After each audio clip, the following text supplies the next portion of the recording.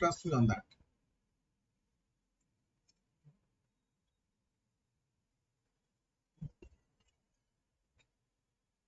हम करेंगे आज के लेक्चर में IUPAC नॉमेनक्लेचर, जो तुम लोग 10th स्टैंडर्ड में कर चुके।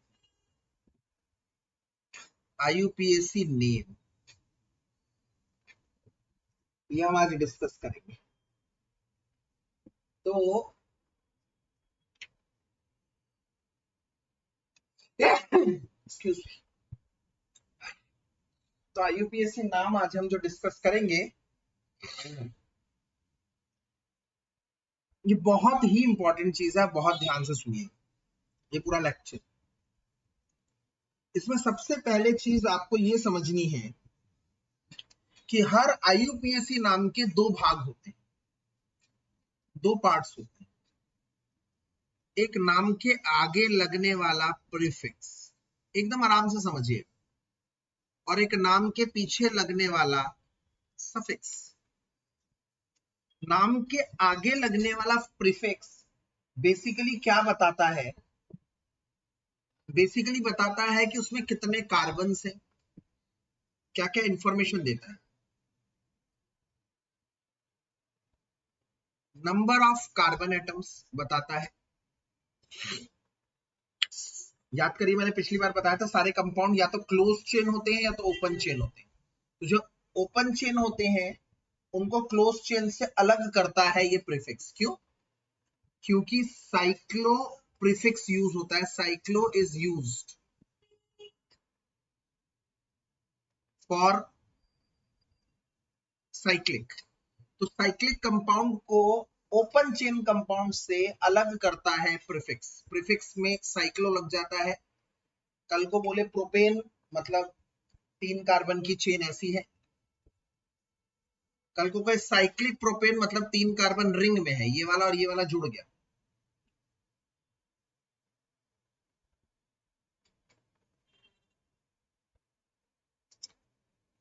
तो साइक्लो यूज होता है। अच्छा, साइक्लो हमें कई बार नेचर ऑफ चेन भी बताता है। मतलब कई बार चेन में कोई ब्रांचिंग नहीं होती, तो हम लिख देते हैं नॉर्मल। एक ब्रांचिंग होती है आइसो, सेकेंडरी, ये सब लिखते हैं, तो ये भी हमें बताता है। तो ये सब चीजें हमें प्रीफिक्स बताता है। प्रीफिक्स नाम के आगे वाला भाग। और नाम के जो पीछे वाला भाग है वो क्या बताता है? वो बताता है टाइप ऑफ बॉन्डिंग, मतलब सैचुरेटेड है या अनसैचुरेटेड है।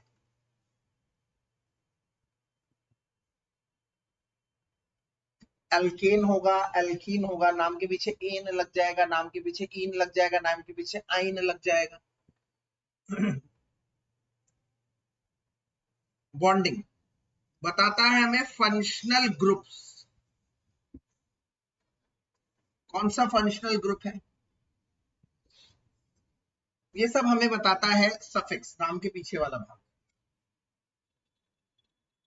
मैं एक एग्जांपल देना चाहता हूं, फिर आगे बढ़ूंगा, फिर हम प्रीफिक्स और सफिक्स पे अलग अलग काम करेंगे। बेटा एक बार मुझे बता दीजिए, मेरा ऑडियो और वीडियो दोनों क्लियर है ना? Okay okay. अलग अलग हम इस पे काम करने वाले हैं। एग्जाम्पल, जब मैं प्रोपेनॉल कह देता हूं, तो इस प्रोपेनॉल में, let me take another colour pen for example, propanol. तो इस प्रोपेनॉल का जो प्रीफिक्स है वो है प्रोप, जो ये बता रहा है कि इसमें कितने कार्बन है। नंबर ऑफ कार्बन 3 है।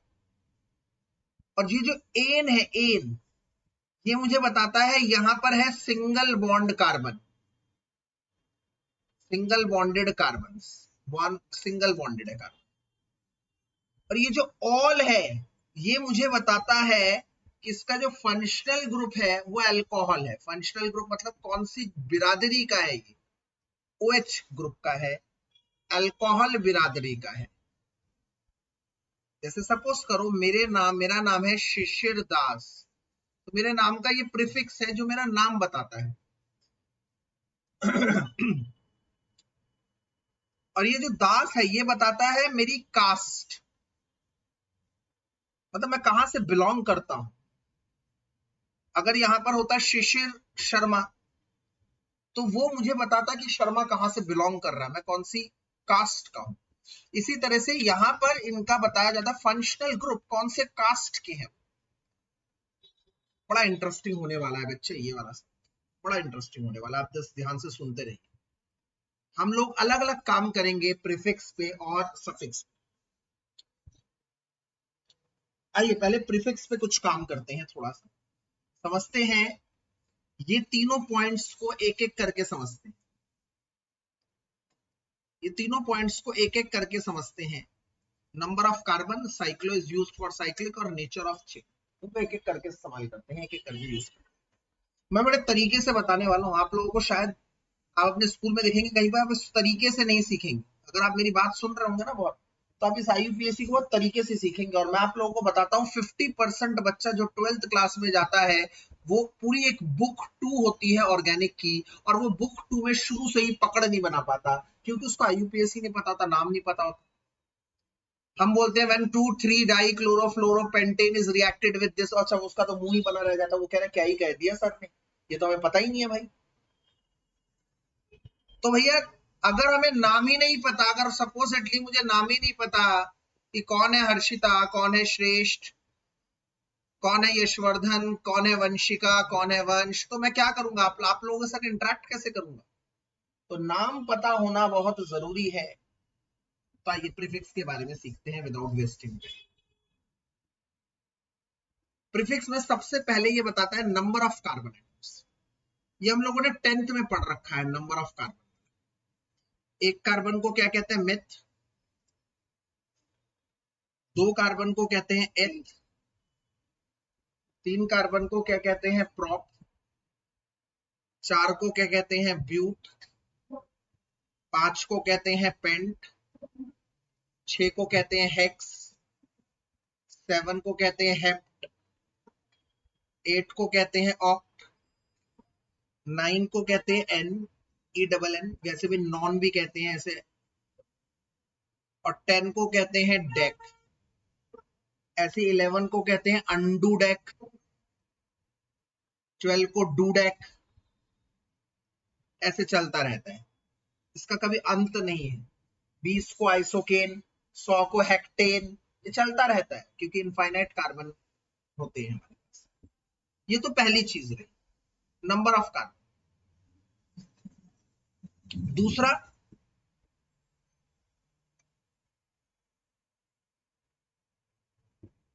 साइक्लो कंपाउंड्स वाली। जैसे सपोज करो ये एक कंपाउंड है, तो यहां पर 3 कार्बन दिख रहे हैं, CH2 CH2 CH2। एक कार्बन यहां पर, जो जो वर्टाइसिस है वहां पर एक कार्बन है, एक कार्बन यहां पर, एक कार्बन यहां पर, एक कार्बन यहां पर, तो 3 कार्बन हो गए। तो 3 कार्बन जब भी साइक्लिक प्रोसेस है, साइक्लो एक वर्ड आ जाता है, उसको हम कहते हैं साइक्लोप्रोपेन। साइक्लिक शब्द के लिए साइक्लो प्रीफिक्स का इस्तेमाल किया जाता है, समझिए। अच्छा, इसके लिए मैं आपको एक और चीज बता देना चाहता हूँ, इसलिए मैंने इसको यहाँ पे रोक दिया। एक और चीज पहले मुझे समझानी पड़ेगी आप लोगों को, वो है representation of compounds, carbon compound का रिप्रेजेंटेशन। ये काम करता हूं मैं, इस स्लाइड को एक सेकंड,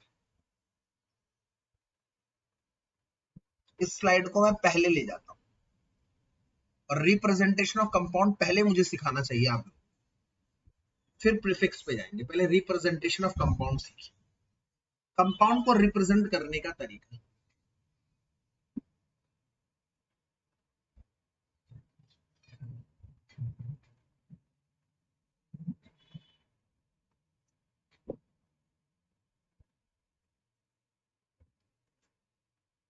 अब एक फार्मूला है जैसे C4H10, ये लिख दिया, इसे कहते हैं मॉलिक्यूलर फार्मूला। जोड़ के लिख देने को ही मॉलिक्यूलर फार्मूला कहते हैं यार, जोड़ के लिख दिया बस, मॉलिक्यूलर फार्मूला, मॉलिक्यूल का फार्मूला, मॉलिक्यूलर फार्मूला। अब मैं इसको अगर ऐसे करके लिख देता हूं तो ये कहलाता है इसका कंडेंस्ड फार्मूला, कंडेंस्ड फार्मूला।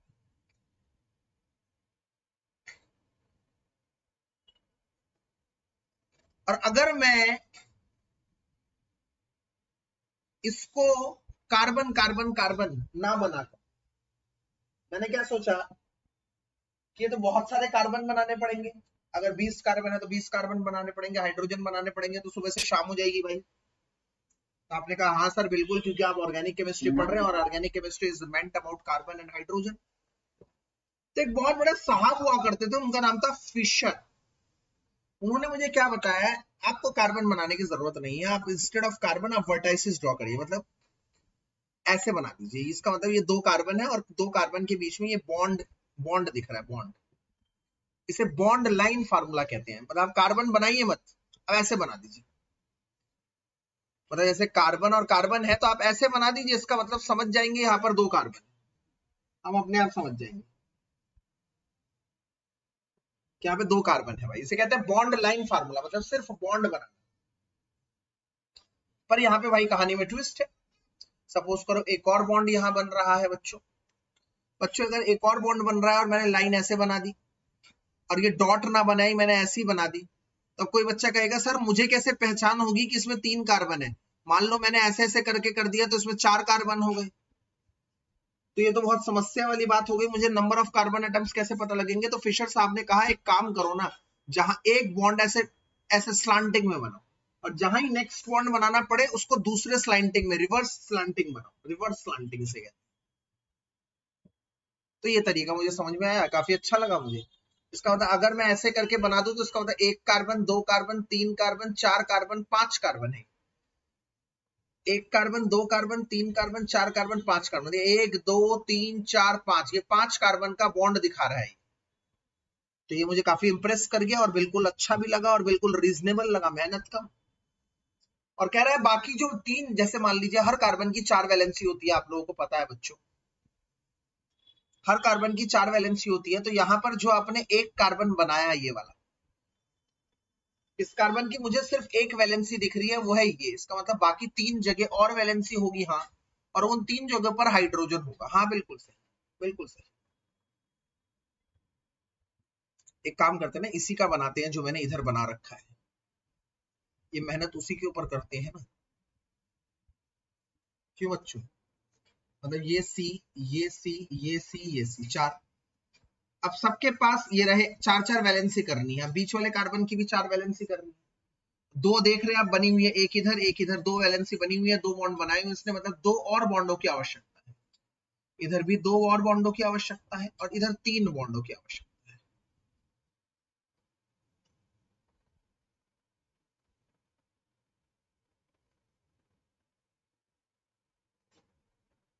ऐसा। तो इन्होंने कहा एक काम करो, इसमें नंबर ऑफ बॉन्ड्स गिन लो, फिशर साहब ने कहा, और उतने स्लैंट्स बना दो। 1 बॉन्ड, 2 बॉन्ड, 3 बॉन्ड, 3 बॉन्ड है, मतलब एक लाइन, दूसरी लाइन और तीसरी लाइन। मेरे ख्याल से आपको समझ में आ गया हो। अच्छा सबसे अच्छी बात क्या है बच्चों पता है, इसमें आपको नंबर ऑफ हाइड्रोजन दिखाने की जरूरत नहीं है। ये कहता है बाय डिफॉल्ट भैया हाइड्रोकार्बन पढ़ रहे हैं हम, हाइड्रोकार्बन मतलब कार्बन के अलावा जो कार्बन की वैलेंसी पूरा करेगा वो हाइड्रोजन ही होगा, बोलने की जरूरत नहीं है, आप चिंता मत करो, ये लिख के छोड़ दो। तो हमने 2 नई चीजें करी, एक ये जिसे हम कहते हैं स्ट्रक्चरल फार्मूला, ये तो 10th क्लास में आप करते हैं, पर ये चीज आप 10th क्लास में नहीं करते, जिसे हम कहते हैं bond line formula. Bond line formula ये काफी नया था। तो एक ही कंपाउंड को देखो अब रिप्रेजेंट करने के कितने तरीके हैं। और ऐसा ही नहीं है बेटा सिर्फ ये 4 तरीके हैं, एक और तरीका है, याद करिए, मैंने आप लोगों को करवा रखा है। कहां पे करवा रखा है, केमिकल बॉन्डिंग में, टेट्राहेड्रल शेप, याद करिए, कार्बन एक बॉन्ड इधर एक बॉन्ड इधर, एक बॉन्ड आपकी तरफ आ रहा है, याद आ रहा है कुछ, मेरे केमिकल बॉन्डिंग के नोट्स खोल के देखिएगा, और एक मुझसे दूर जा रहा है, ऐसा bond angle 109 degree 28 minute, tetrahedral shape. इसके ऊपर भी चर्चा कर रखी है, इसे 3D शेप कहते हैं, 3D स्ट्रक्चर, 3D फार्मूला। तो एक ही कंपाउंड को शो करने के देखो कितने सारे तरीके हैं, बट एक बात तो आप लोगों को भी पता लग गई हो, आप लोग भी इतने समझदार हो गए हो कि इनमें से सबसे बेटर तरीका कौन सा है रिप्रेजेंट करने का, जो सबसे इजी है और सबसे कन्वीनियंट है, वो कौन सा है? जरा मुझे बताइए, कौन, नाम लेके बोलिएगा, कौन सा है वो? यस, बिल्कुल सही जवाब, सटीक जवाब, यस, बॉन्ड लाइन फार्मूला। तो इतना बात समझ लीजिए, अब से हम इस चैप्टर को जब हम डील करेंगे तो 90% time we will discuss bond line formula, 90% time हम बॉन्ड लाइन फार्मूला ही डिस्कस करेंगे।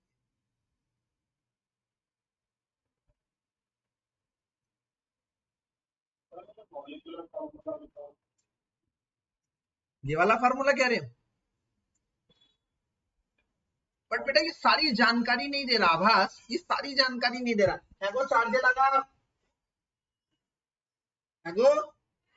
गाड़ी का मट्टा चार्ज लगाओ। ये बेटा आप ध्यान से देखेंगे तो सारी जानकारी नहीं दे रही है। क्यों नहीं दे रहा मैं आपको बताता हूँ। C4H8, अच्छा 10th क्लास का याद है तुम लोगों को? CnH2n+2 का मतलब है एल्केन, CnH2n का मतलब है एल्कीन डबल बॉन्ड, और CnH2n-2 का मतलब है एल्काइन ट्रिपल बॉन्ड। तो ये कौन सी सीरीज का है, चेक करिए जरा। एल्कीन, ये एल्कीन सीरीज का है, बिल्कुल ठीक।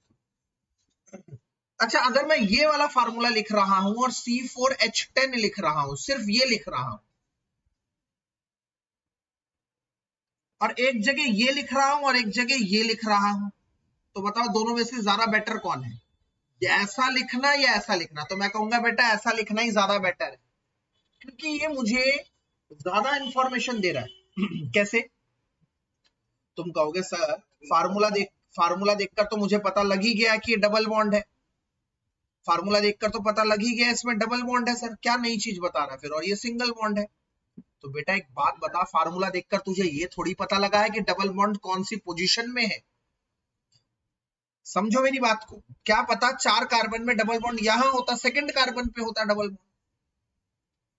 मतलब यहां हो सकता था डबल बॉन्ड, यहां हो सकता था डबल बॉन्ड। तो इसका मतलब ये तरीका हमेशा ही बेहतर है, क्योंकि ये हमें एक तो शॉर्टकट, कम मेहनत, हाइड्रोजन लिखना नहीं, कार्बन लिखना नहीं, सीधे बॉन्ड बनाओ, प्लस जानकारी दे रहा है हमें कहां डबल बॉन्ड है, कहां ट्रिपल बॉन्ड है, कहां फंक्शनल ग्रुप है।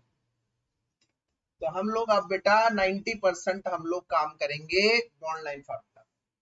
क्या यहां तक मेरी बात समझ में आ गई बच्चों? चलिए आगे बढ़ते हैं, वापस आते हैं प्रीफिक्स पर। प्रीफिक्स पे काम करेंगे। अब आपको ये बनाना आपको दिक्कत नहीं देगा, है ना? अब आपको इजी लगेगा। अब जब मैं ये बनाऊंगा तो मुझे दिक्कत नहीं लगेगा, क्यों? क्योंकि मैं ऑलरेडी आपको फिशर प्रोजेक्शन समझा चुका हूं कि यहां, यहां, यहां और यहां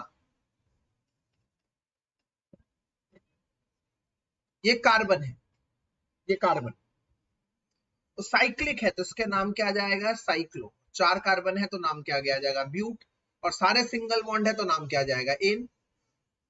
हर चीज एक चीज शो करना है बेटा। साइक्लो शो कर रहा है प्रीफिक्स की साइक्लिक कंपाउंड है, ब्यूट शो कर रहा है कि 4 कार्बन है, और एन शो कर रहा है कि ये डबल बॉन्ड, ओ सॉरी सिंगल बॉन्ड है सारे। तो इसका मतलब प्रीफिक्स का दूसरा इस्तेमाल मैंने आप लोगों को समझा दिया है। और प्रीफिक्स का तीसरा है नेचर ऑफ चेन बताना। मैंने आपको बताया अभी अभी, नंबर ऑफ कार्बन बताएंगे, साइक्लिक वाला बता दिया। अब आखिरी पे चल रहा हूं, नेचर ऑफ चेन। चेन किस तरह की है, इसमें भी हमें प्रीफिक्स बहुत काम का आइडिया देता है। तो आइए शुरू करते हैं आज की क्लास की सबसे इंपॉर्टेंट बात कि प्रीफिक्स कैसे डिसाइड करेंगे जब हमारे पास चेन की इंफॉर्मेशन, सम स्पेशल प्रीफिक्सेस, कुछ खास प्रीफिक्सेस, तो some special prefixes which shows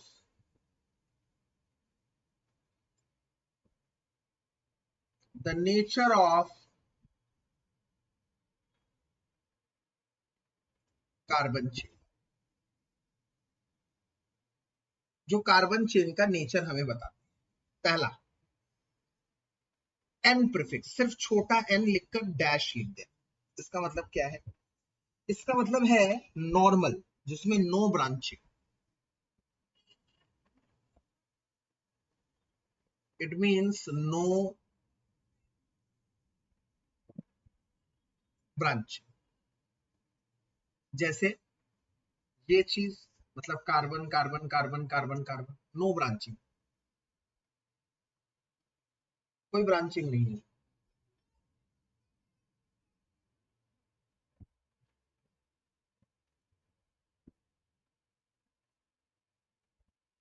समझो मेरी बात को। दूसरा स्पेशल ब्रांचिंग है आइसो। आइसो आइसो ब्रांचिंग कब लगेगी? जब भी आपके ये वाला ग्रुप प्रेजेंट, ये वाला, इस ग्रुप को आइसो ग्रुप कहते हैं। जब भी आपके पास ये ग्रुप होगा, ये ग्रुप, इसका मतलब कभी भी सीधी चेन चल रही है और हमेशा सेकंड कार्बन पर, सेकंड कार्बन मतलब ये है लास्ट वाला कार्बन, इसे कहते हैं टर्मिनल कार्बन, लास्ट वाला कार्बन। तो टर्मिनल कार्बन से जो जुड़ा हुआ कार्बन है, मतलब सेकंड लास्ट कार्बन, अगर उसमें एक CH3 ग्रुप हो, इधर भी CH3 हो और ये CH हो, तो आप समझ जाइए वो आपका आइसो ग्रुप है, वो आपका आइसो ग्रुप है। इसका मतलब जब भी सेकेंड लास्ट कार्बन पर, ये लास्ट कार्बन है बच्चों, ये सेकेंड लास्ट कार्बन है, सेकेंड लास्ट कार्बन पर एक CH3 है,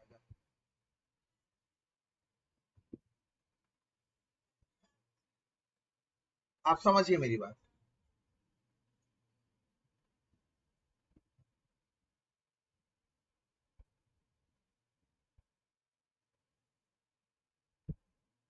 जब भी ऐसा ग्रुप हो,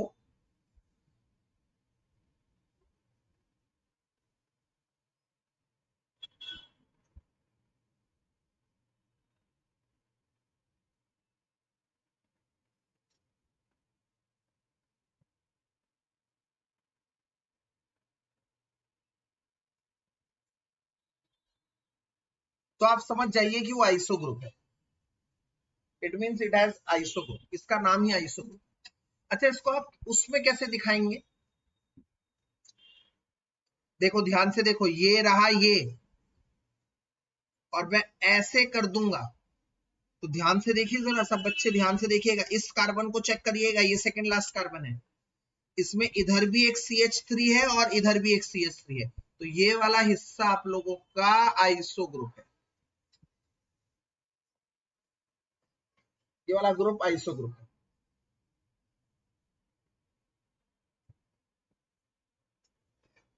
this is your iso group.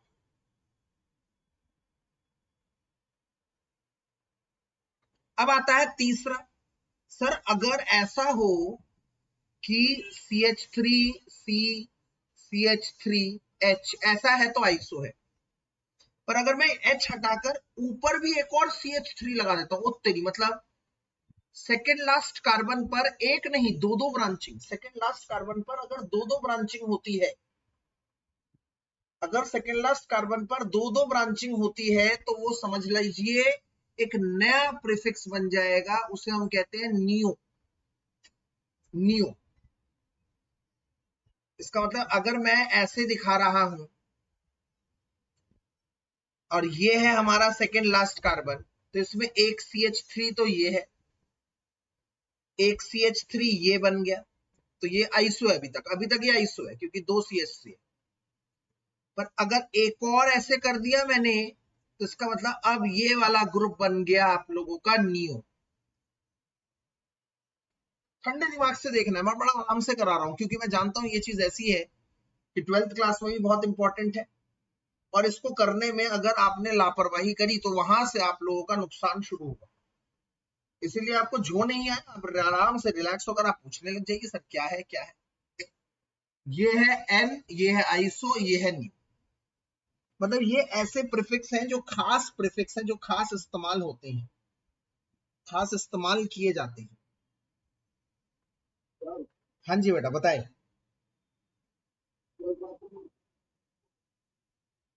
ये डैश है मतलब कि प्रीफिक्स है, मतलब इसके पीछे कुछ आएगा, जैसे नियोपेंटेन, नियोहेक्सेन। डैश का मतलब है खाली जगह, मतलब इसके आगे कुछ लगेगा। ओके, आइसो में भी है बाबू, वो मैं भूल गया, कोई बात नहीं।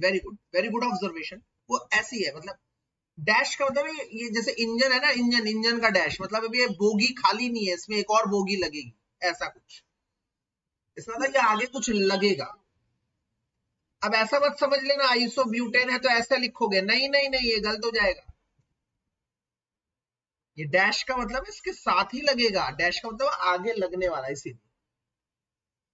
और बताइए क्या पूछना है इसमें से, कुछ पूछना है तो पूछिए, वरना अगले टाइम। हाँ हाँ, पूछिए पूछिए पूछिए, गो ऑन गो ऑन।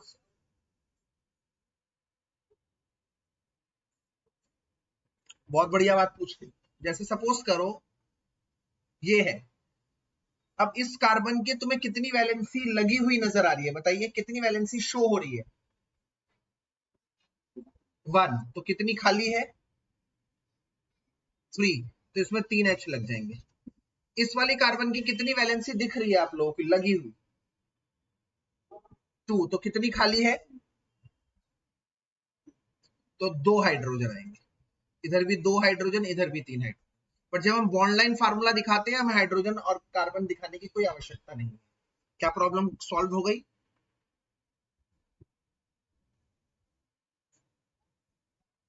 इस वाले में, इस वाले में पता नहीं लगना, इस वाले में हाइड्रोजन दिखना ही नहीं है, हाइड्रोजन देखना ही नहीं है, इसमें सिर्फ कार्बन देखना। और बताइए क्या डाउट है इसको लेकर। हाँ जी, फटाफट।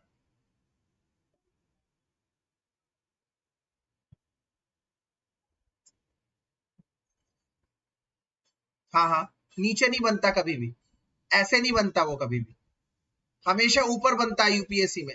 कभी भी ऐसे नहीं बनता, हमेशा उसके कोन के ऊपर बनता है, पहाड़ के ऊपर बनता है, याद रखना। झंडा पहाड़ के नीचे झंडा नहीं गाड़ोगे, पहाड़ के ऊपर झंडा गाड़ोगे, याद रखना हमेशा। और बताइए जल्दी से। हाँ, अभी बेटा टर्शरी तो मैंने समझाया नहीं, wrong answer, wrong question, wrong timing. वो हमारी नेक्स्ट स्लाइड में आएगी बात, अभी वी विल डिस्कस। अभी हमने सिर्फ आइसो, नियो और एन बताया है, इन तीनों में से कुछ पूछना तो बताइए।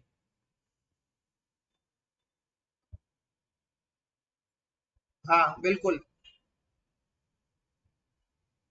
नहीं नहीं नहीं, बिल्कुल सेकंड भी हो सकता है, सेकंड लास्ट भी हो सकता है, कोई दिक्कत नहीं है उसमें, उसमें से कोई दिक्कत नहीं है। यहां लगे तब भी आइसो है, यहां लगे तब भी आइसो है। ओके, और any further queries. Yes yes बिल्कुल, CH2 होगा तो नहीं चलेगा, क्योंकि CH2 होगा तो इसका मतलब उसकी एक वैलेंसी अभी भी खाली है, उसके आगे भी कुछ सामान लगा होगा। CH3 मतलब खाली, एक ही जगह से जुड़ेगा CH3। चलिए, ये 3 स्पेशल प्रीफिक्स सुने, अब तुम सुनो और special prefix.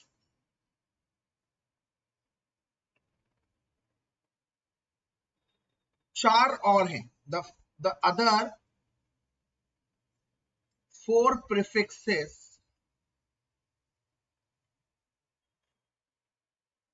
are used. The other 4 prefixes are used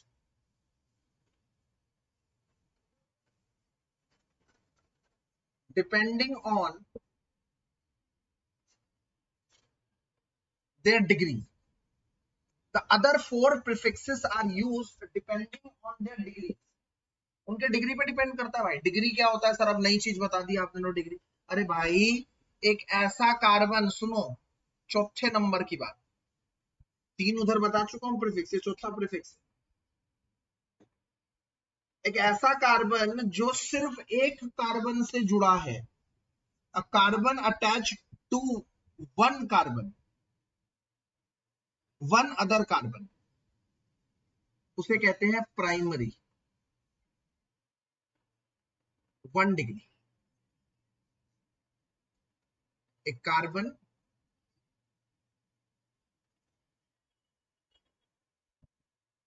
attach to one other carbon. पांचवा है, अभी मैं लिख रहा हूं, कुछ समझा नहीं रहा, secondary 2 degree, a carbon attached to 2 other carbon.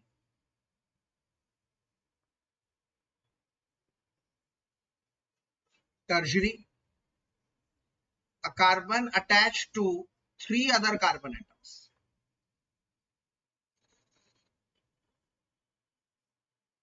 Quaternary, a carbon attached to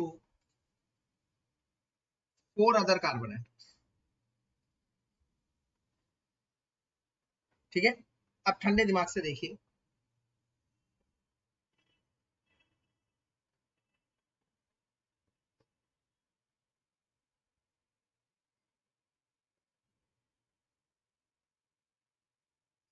ये है कंपाउंड। ठीक है, अब आप मुझे बताइए, ये वाला जो है, ये वाला, ये कितने कार्बन से डायरेक्ट जुड़ा हुआ है? 1 कार्बन से जुड़ा हुआ। बहुत अच्छे, बहुत अच्छे दोस्त। तो क्या होगी इसकी डिग्री, बताइए मुझे जरा। 1 डिग्री, प्राइमरी, प्राइमरी, प्राइमरी। इस केस में नो स्पेशल प्रीफिक्स, कोई प्रीफिक्स नहीं लिखते हम। अगर प्राइमरी है तो कुछ नहीं लिखते उसमें, और अगर सेकेंडरी है तो प्रीफिक्स बन जाता है सेकेंडरी का सेक, और अगर टर्शरी है, टर्शरी, तो प्रीफिक्स बन जाता है टर्ट, और क्वाटरनरी में क्वाट, पता आता नहीं है, ये भी आता नहीं है, यूज नहीं होता, यूज नहीं होता। नो स्पेशल प्रीफिक्स लिख ही सकते हो।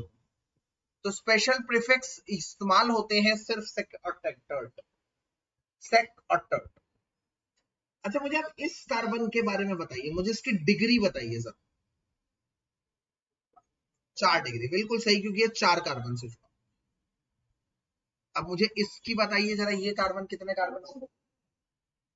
2 कार्बन से जुड़ा हुआ है, और ये भी 2 कार्बन से जुड़ा हुआ है, और ये 1 कार्बन से।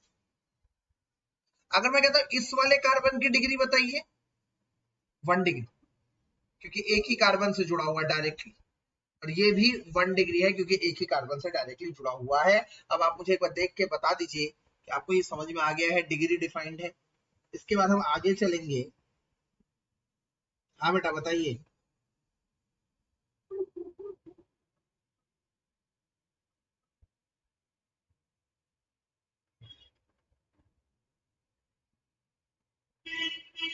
एक और बार बेटा कहिए, मुझे थोड़ा सा क्लियर नहीं हुई आवाज आपकी।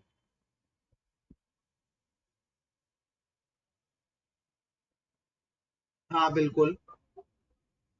हाँ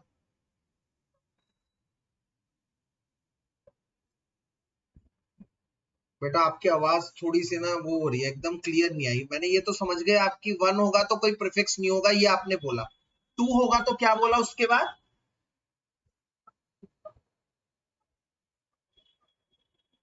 सेक यूज करेंगे, सेक। अब वो कैसे यूज करेंगे वो मैं बताऊंगा, पहले तू नीचे वाला देख बेटा, वो मैं बताऊंगा।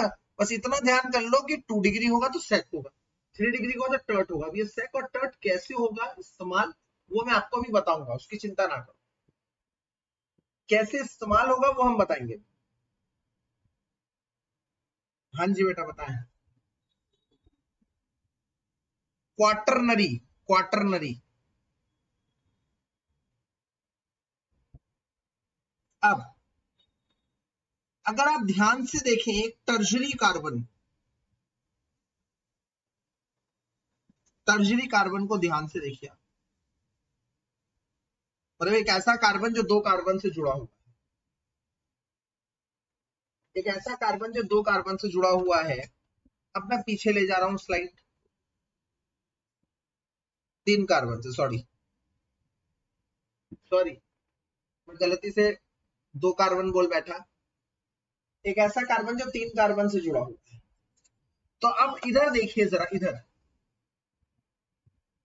ग्रुप को देखिए जरा, आइसो ग्रुप को जरा ध्यान से देखिए। ये मेरा आइसो ग्रुप,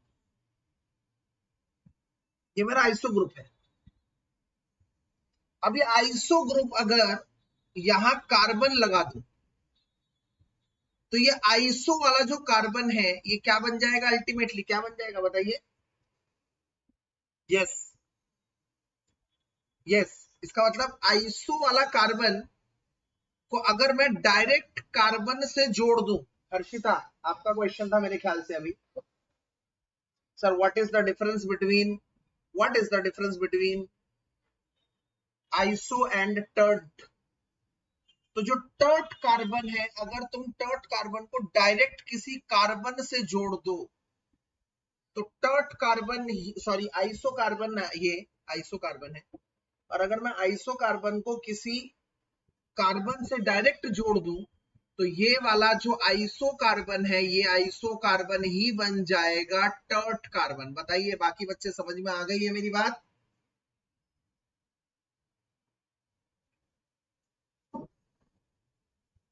बेटा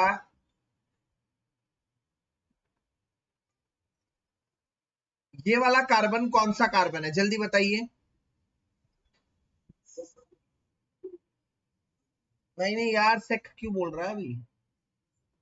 नहीं है सेकेंडरी मेरे भाई, नहीं है सेकेंडरी। सेकेंडरी इसलिए बोल रहे हो क्योंकि ये 2 कार्बन से जुड़ा हुआ है, इसलिए बोल रहे हो ना। पर अभी तीसरी वैलेंसी पे तो क्वेश्चन मार्क है ना, खाली है ना, फिर कैसे तुम सेकेंडरी बोल सकते हो? अगर मैं तीसरी पे एक कार्बन जोड़ दूं तो बन गया ना ये टर्शरी, बना या नहीं बना बोलो? हाँ, तो जब तक ये फिलिंग द ब्लैंक्स है ना, जब तक, तो तब तक आप प्रिडिक्शन मत करो सेकेंडरी। ये एक आइसो कार्बन है, बोलो ये आइसो कार्बन है सर। और अगर आइसो कार्बन को मैं कार्बन से डायरेक्ट जोड़ दूं तो आइसो कार्बन ही अब कैसा कार्बन बन गया? Tert carbon. यस, यही मैं बोल रहा था, आइसो कार्बन को अगर डायरेक्टली जोड़ दोगे तो वो टर्ट कार्बन बन जाएगा, वो टर्ट कार्बन बन जाएगा। अभी आप सुन लीजिए पूरी बात, पूरी बात सुनने की आदत डालिए पहले। अगर मैंने एक आइसो को कार्बन से जोड़ दिया, डायरेक्ट आइसो कार्बन को मैंने कार्बन से जोड़ दिया तो वो बन गया टर्ट।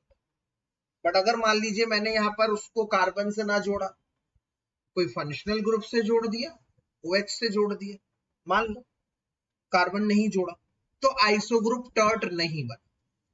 तो अभी मुझसे क्वेश्चन पूछा गया था कि सर आइसो और टर्ट में क्या डिफरेंस होता है? तो जब एक आइसो कार्बन को कार्बन से जोड़ दिया जाता है तो आइसो कार्बन ही टर्शरी कार्बन बन जाता है। बट अगर हम आइसो कार्बन को कार्बन से डायरेक्टली ना जोड़ें तो वो टर्शरी नहीं बनता उस केस में। This is the difference. Similarly note पर इधर जरा चेक करिए, ये वाला कार्बन कैसा कार्बन है? ये वाले कार्बन को बताइए मुझे कैसा कार्बन है ये? यस, ये नियो कार्बन है। अब ये नियो कार्बन, अगर मैं नियो कार्बन को डायरेक्ट एक कार्बन से जोड़ दूं तो ये नियो कार्बन ही कैसा कार्बन बन जाएगा बताइए? बिल्कुल सही जवाब, क्वाटरनरी कार्बन, बिल्कुल सही जवाब। तो नियो कार्बन ही क्वाटरनरी कार्बन कहलाता है अगर तुम इसको डायरेक्ट कार्बन से जोड़ दो। बट वहीं पर अगर मैं इसको डायरेक्ट कार्बन से ना जोड़ू, फंक्शनल ग्रुप से जोड़ दूं, तब ये कैसा, क्या ये टर्ट कार्बन कहलाए, ओ सॉरी, क्या ये क्वाटरनरी कार्बन कहलाएगा बताइए?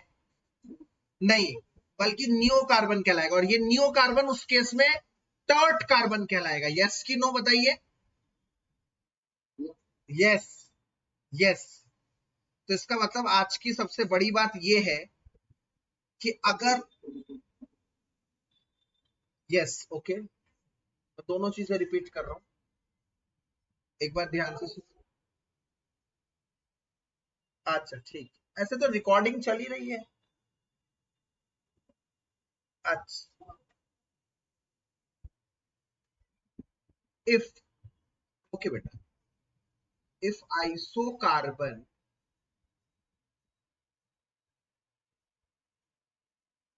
is directly held to a carbon. आइसोकार्बन कौन होता है? ये वाला कार्बन आइसोकार्बन, ये वाला कार्बन आइसोकार्बन। और इस आइसोकार्बन से अगर मैं डायरेक्ट कार्बन से जोड़ दिया तो यही आइसोकार्बन अब 3 कार्बन से जुड़ गया, मतलब ये टर्ट बन गया। Tert, if isocarbon is directly held to a carbon, उसे कहते हैं टर्ट कार्बन।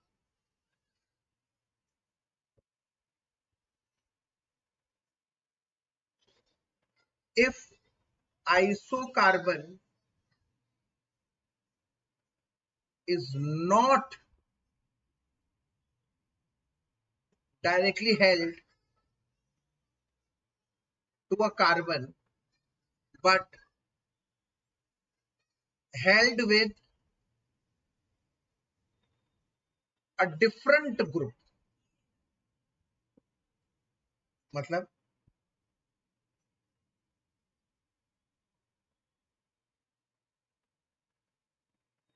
ये तुम लोगों का आइसोकार्बन है, अगर मैं इसको OH से जोड़ देता हूं, now it is not held with a direct carbon, तो इस केस में आइसो ही रहेगा और वो बन जाएगा सेक। चेक करो ये सेक है कि नहीं, बोलो यस कि नो, सेक है कि नहीं? यस, क्योंकि ये 2 कार्बन से जुड़ गया है। ये वाला isocarbon is held with 2 carbon, 1 and 2।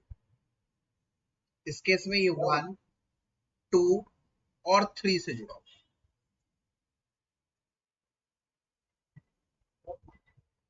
तो इसे कहेंगे हम, पहले बेटा मैंने अभी कहा ना, पहले एक बार सुन लो, आप लोगों की क्वेरी शायद वहीं मिट जाए। मैं तो तुम लोगों की क्वेरी लेता हूँ ना, बोलता हूँ, बोल बोल के थक जाता हूँ, बोलो बोलो, बट पहले एक बार सुनो। तो उसे हम क्या कहते हैं? सेक कार्बन कहते हैं, सेक कार्बन।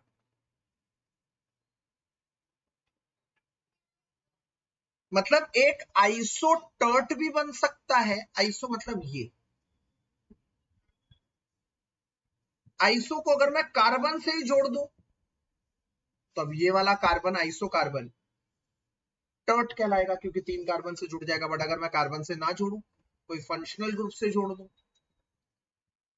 क्लोरीन से जोड़ दूं, ऑक्सीजन से जोड़ दूं, N से जोड़ दूं, X से जोड़ दूं, तो कार्बन से नहीं जोड़ रहा, तो इस केस में आइसोकार्बन अब बन जाएगा सेक कार्बन, क्योंकि ये सिर्फ 2 कार्बन से जुड़ा हुआ है। और उसी तरह से if a new compound carbon is held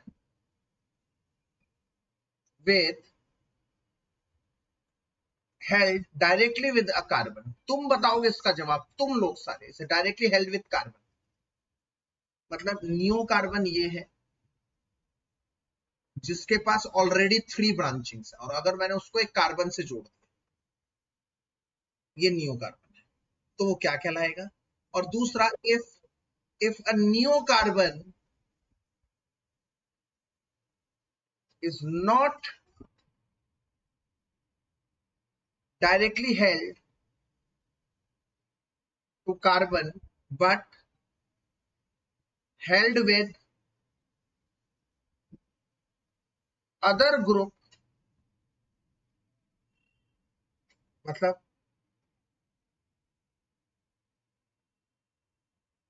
X से जोड़ दिया, तो अब ये कार्बन क्या कहलाएगा? तो न्यू कार्बन के 2 नाम हो गए, आप लोग मुझे बताएंगे। अगर न्यू कार्बन को डायरेक्ट कार्बन से जोड़ दिया तो अब न्यू कार्बन क्या कहलाएगा? क्वाटरनरी, क्योंकि वो 4, 1, 2, 3, 4 कार्बन से जुड़ा हुआ।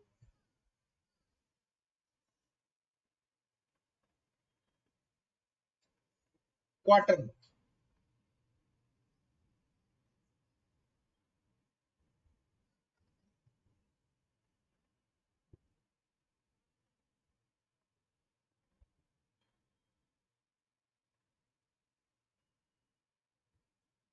और अगर तुमने उसको डायरेक्ट कार्बन से ना जोड़ा तो 1, 2, 3, तो अब ये क्या कहलाएगा?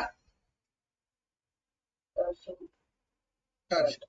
मैं ना दोनों स्लाइड पे 2-2 मिनट रोकूंगा, ठीक है? दोनों स्लाइड पे 2-2 मिनट रोकूंगा, उसके बाद फिर आप बताना।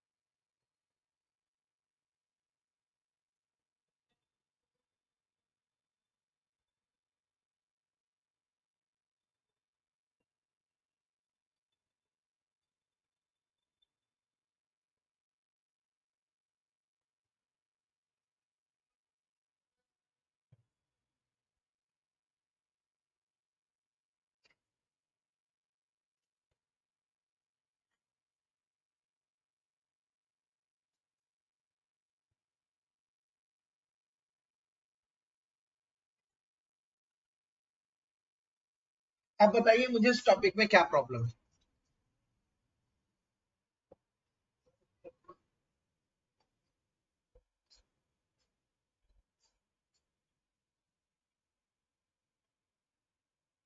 अभी बेटा, अभी मैंने वो नहीं समझाया, अभी बस अभी नॉमेनक्लेचर ये समझ रहे हैं, वो आपको बताएंगे जो। अभी आपको वो नहीं समझना कि क्या लिखेंगे नाम में, अभी आपको समझना है कि क्या होगा। अगर ये है, ये अगर है तो ये टर्ट कहलाएगा, टर्ट। अगर ये है तो ये कार्बन टर्ट कार्बन कहलाएगा। ये ग्रुप आइसो ही रहेगा, ये ग्रुप आइसो ही रहेगा, आइसो ग्रुप। बट कार्बन कहलाएगा टर्ट कार्बन। इसी तरह से इस केस में ये आइसो ग्रुप ही रहेगा, बट कार्बन कहलाएगा सेक कार्बन। आप समझ रहे हैं मेरी बात? जैसे इधर ये ग्रुप तो न्यू ग्रुप ही रहेगा, बट कार्बन क्या कहलाएगा? Quaternary carbon. इसी तरह से यहां पर ये कार्बन कहलाएगा, न्यू ग्रुप ही रहेगा, पर कार्बन कहलाएगा टर्शरी कार्बन। इसको अच्छी तरह से देखेंगे आप, वीडियो को सुनेंगे आप, फिर डाउट होगा तो नेक्स्ट क्लास के पहले शुरुआत में मैं आप लोगों से वही। हाँ बेटा बताइए बताइए।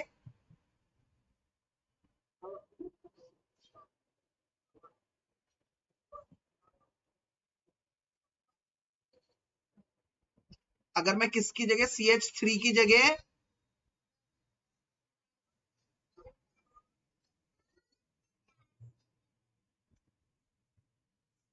मतलब एक सेकंड रुक जाओ। जैसे इधर अगर मैं क्या करूं, अब क्या करूं बताओ?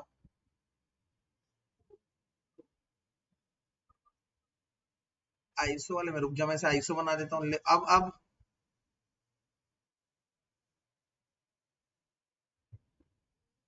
अच्छा, ये वाले CH की जगह, अच्छा ये वाले CH की जगह अगर मैं CH3 कर दूं, ये कह रहे हैं आप?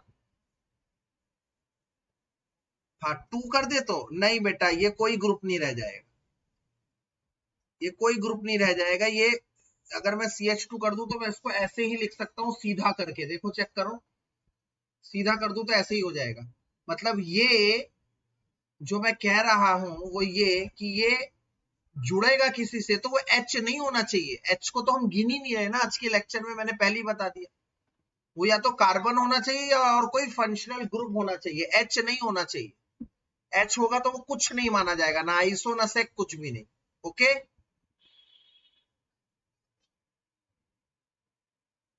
बेटा क्वेरीज ओके चलिए इनको अच्छी तरह से पढ़िएगा that's it for today everyone God bless take care